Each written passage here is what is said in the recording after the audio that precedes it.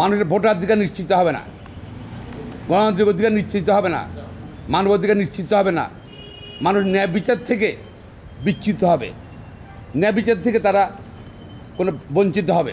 সুতরাং সুশাসন আইনি শাসন প্রতিষ্ঠিত হবে এবং আইনি শাসন থাকবে না, দেশে অর্থনৈতিকভাবে বাংলাদেশ দুর্বল হয়ে যাবে।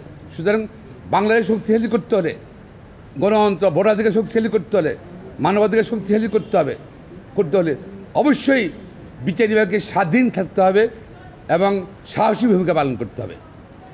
আমরা আরও বলেছি আমাদের সমন্বয় সম্বর্ধন অনুষ্ঠানে, গত 16 বছরে গুম, খুন, মিথ্যা গায়ে মামলায় লক্ষ লক্ষ মানুষ মামলায় জর্জরিত, এবং তারা বিচার বিভাগকে ব্যবহার করে দেশকে নিয়ন্ত্রণ করতে চেয়েছিল, মানুষের মৌলিক অধিকার নিয়ন্ত্রণ করতে চেয়েছিল, মানুষকে হয়রানি করেছিল।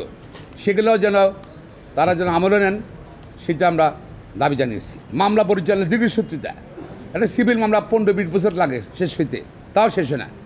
অনেক ক্রিমিনাল মামলা একই অবস্থা। মামলা পরিচালনার দীর্ঘসূত্রিতা, এটা দূর করতে হবে। এবং শুধু বাংলাদেশের বিচার ব্যবস্থা নাই, বাংলাদেশের সর্বক্ষেত্রে ন্যায় বিচার প্রতিষ্ঠা করতে হবে।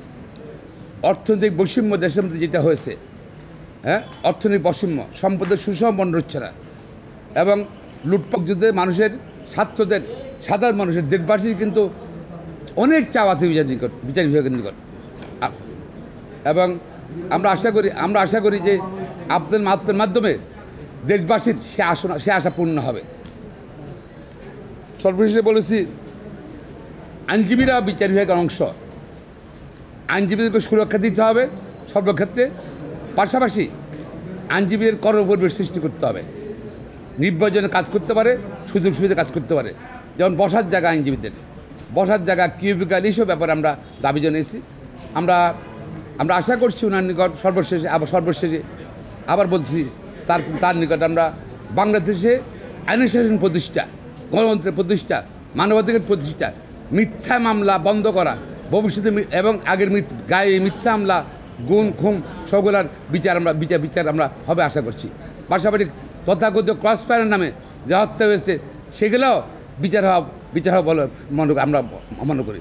এবং ছাত্রগণ আন্দোলনে যারা নিহত হয়েছে, যারা আহত হয়েছে, তারা যেন ন্যায় বিচার পায়, সেই জন্য নিশ্চিত করার জন্য, বিচার নিশ্চিত করার জন্য আমরা আবেদন করেছি।